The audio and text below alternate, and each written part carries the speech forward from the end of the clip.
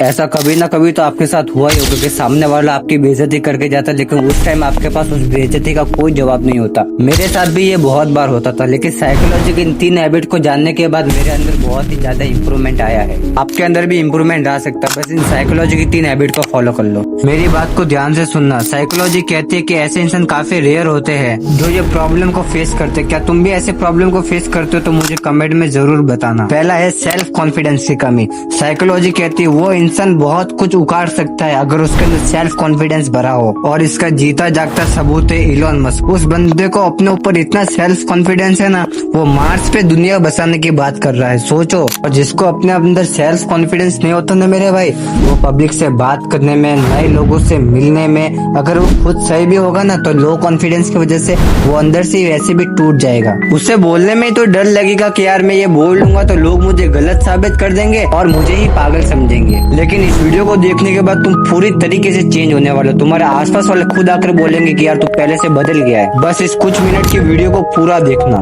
क्योंकि इस वीडियो में मैं बताने वाले कुछ ऐसा हूँ। अब बस इन चीजों को फॉलो करो। अगर तुम कहीं पर भी जाते हो, चाहे वो फैमिली फंक्शन हो, कहीं शादी हो, चाहे वो तुम्हारा कॉलेज ही क्यों ना हो, एकदम सीधे खड़े रहो, लोगों से आंखों में आंखें डालकर बात करो और बॉडी पोस्चर एकदम सीधा रखो और शोल्डर को रिलैक्स रखो, और जो बोलना खुलकर बोलो, चाहे उसे बुरा ही क्यों ना लगे। अगर आपने कभी भेड़ियों को देखा है तो एक चीज उनमें जरूर नोटिस की होगी, वो हमेशा झुंड में रहते हैं। लेकिन अगर आपने कभी शेर को देखा होगा तो वो हमेशा अकेला चलता है, वो कभी भी झुंड में नहीं रहता।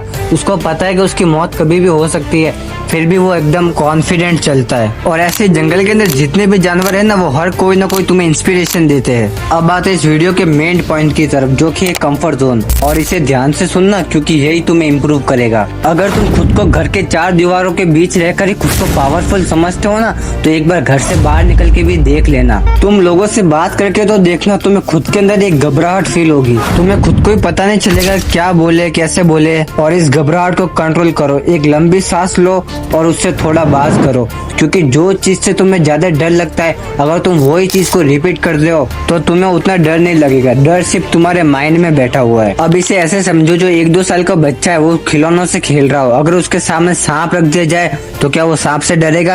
क्या वो सांप से डर कर भागेगा?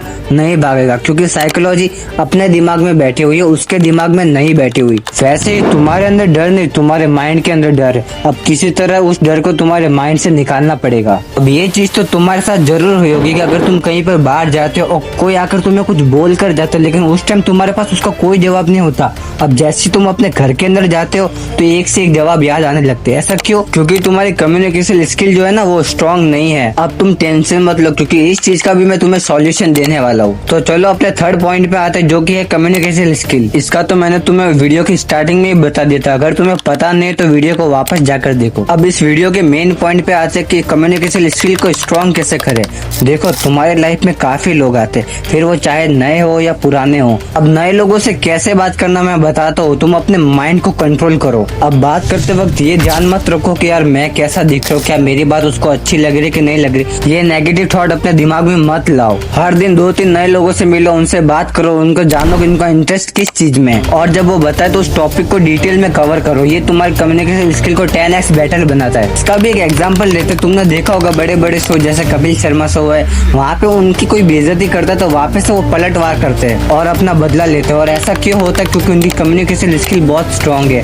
अगर आप मेरी बताए हुए साइकोलॉजी की 3 हैबिट को फॉलो करते हो तो खुद के अंदर ही इंप्रूवमेंट देखने को मिलेगा। अब आप कमेंट में मुझे ये बताओ कि आज से आप कौन से हैबिट को फॉलो करोगे।